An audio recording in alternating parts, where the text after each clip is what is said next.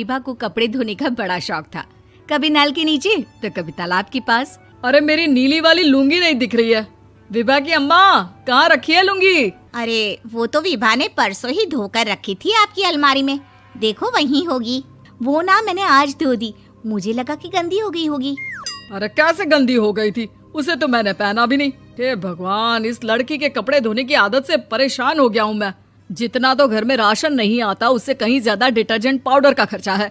इसकी शादी करवा दो, शादी। जाए अपने घर में ही करे काम, फिर चाहे घर के कपड़े धोने हो या पूरे गांव के।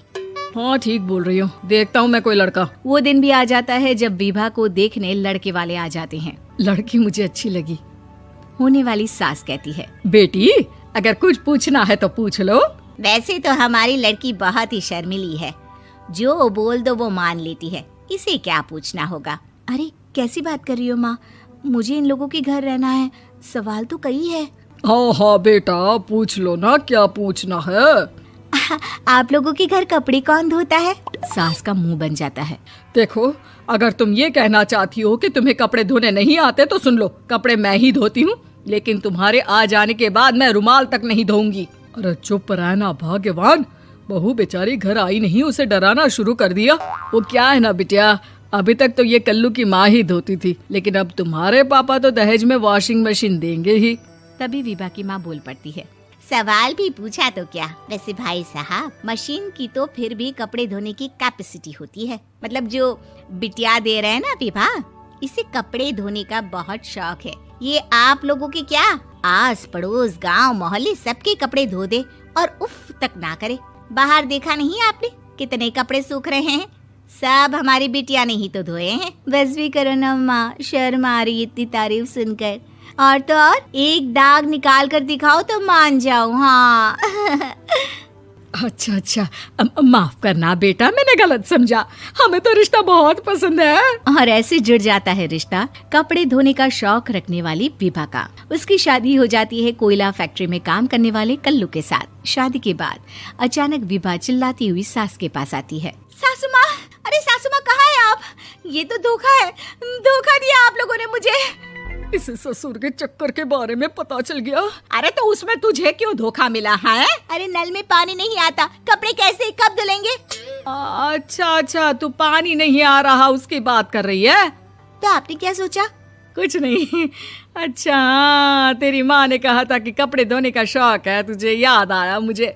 शौक बोलकर कपड़े धोने वाले मेरे जुनून को कम ना आके सासू माँ, कपड़ा धोना मेरा गुरूर है। तभी पति भी वहाँ आ जाता है। अभी मैंने इसे सनी देओल की फिल्म दिखाई है, उसी के डायलॉग मार रही है माँ। अच्छा सुन, साफ साफ बता रही हूँ, पानी सुबह 4 से 6 और शाम को 10 से 12 आता है, समझी? विभा टाइमिंग सुनकर हैरान हो जाती है। ये क्या भूतों का मोहल्ला है? सुबह 4 बजे उठकर कौन कपड़े धोता है? 4 बजे टंकी में पानी जाता है, फिर सारा दिन धोना ना, किसने मना किया? अरे कैसी बात कर रही हैं? 200 लीटर की टंकी में कितने कपड़े धो लूंगी मैं, सुबह ही उठ जाऊंगी मैं। अब क्या था, विभा सुबह 4 से लेकर रात के 12 बजे तक कपड़े ही धोती रहती। एक रोज सास पड़ोस से निकलकर कहीं जा रही होती है कि साथ वाली कहती है, हाँ कल्लू की माँ, जरा ये बताओ कि 2 साड़ी है, 2 ब्लाउज और एक पेटीकोट और एक नाड़े वाला लंबा कच्छा। हाँ तो? अरे तो क्या, कितना लोगी धुलाई ये बताओ। धोबन दिख रहे हैं हम क्या? हमारे पति सरकारी नौकरी से अभी रिटायर हुए हैं और बेटा सुपरवाइजर है कोयला फैक्ट्री में। धोबन समझ रखा है हमें? हाय रे कल्लू की अम्मा, माफ कर दो, वो तो मोहल्ले में यही सब बता रहे थे कि तुमने बहू को कपड़ा धुलवाने के काम में लगा दिया है। सास को पड़ोसन की बात सुनकर गुस्सा आ जाता है। वो घर पहुंचती है जहां घर के बाहर ही इतने सारे कपड़े सूख रहे होते हैं जितने कि किसी धोबन के घर पर। अरे ओ कल्लू की दुल्हन, बाहर निकल। माँ जी यहीं आ जाओ, बाथरूम में चादर धो रहे हैं हम। अरे अभी हम धोते हैं, तुमको बाहर निकलो। ये आस पड़ोस वाले बोल रहे हैं कि हम बहू से कपड़े धुलवा कर उसे कपड़ा धोने वाली बना दिए हैं। अरे छोड़ो ना माँ जी, किन लोगों की बातों में आती हो? आस पास के लोगों का तो काम ही होता है कि वो किसी तरह सास बहू को लड़ा दे। बहू सारे घर के कपड़े धोती है, ये क्या कम है? बोलिए। सास को भी लग जाता है कि वो बहू का ये सनकीपन नहीं छुड़वा सकती, इससे अच्छा है कि खुद ही चुप हो जाए। एक रोज सास और बहू मंदिर जाते हैं, जहाँ सास की साड़ी वहाँ खड़ी भीख मांगने वाली से मिलती है। माँ जी क्या बात है, आपकी साड़ी उस भिखारन से कितनी मिल रही है ना?